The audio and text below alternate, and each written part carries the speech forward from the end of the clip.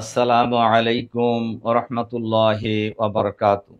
প্রিয় উল্লাপাড়া ও সলঙ্গাবাসী সহ দেশবাসী ভাই ও বোনেরা, আপনাদেরকে জানাই আন্তরিক সালাম ও পবিত্র ঈদ উল আজহার শুভেচ্ছা।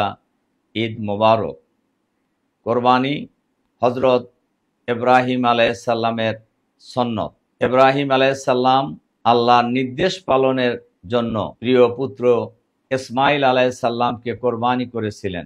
আমরা সবাই মিলে হজরত ইব্রাহিম আলাইহিসসালামের ত্যাগ এবং কোরবানির আদর্শে উজ্জীবিত হয়ে ঈদের আনন্দ ভাগাভাগি করে নিয়ে পরস্পর সকল ভেদাভেদ ভুলে আমাদের প্রিয় উল্লাপাড়া ও সলঙ্গাকে আগামী দিনে সুখী সমৃদ্ধশালী, চাঁদাবাজ মুক্ত, সন্ত্রাস মুক্ত, নৈরাজ্য মুক্ত, শোষণ মুক্ত, দুর্নীতি মুক্ত, দখলবাজ মুক্ত, আধুনিক মানবিক উল্লাপাড়া হিসেবে গড়ে তোলার লক্ষ্যে দল মত জাতি বর্ণ ধর্ম নির্বিশেষে সবাই মিলে ঐক্যবদ্ধ হয়ে এগিয়ে যাই।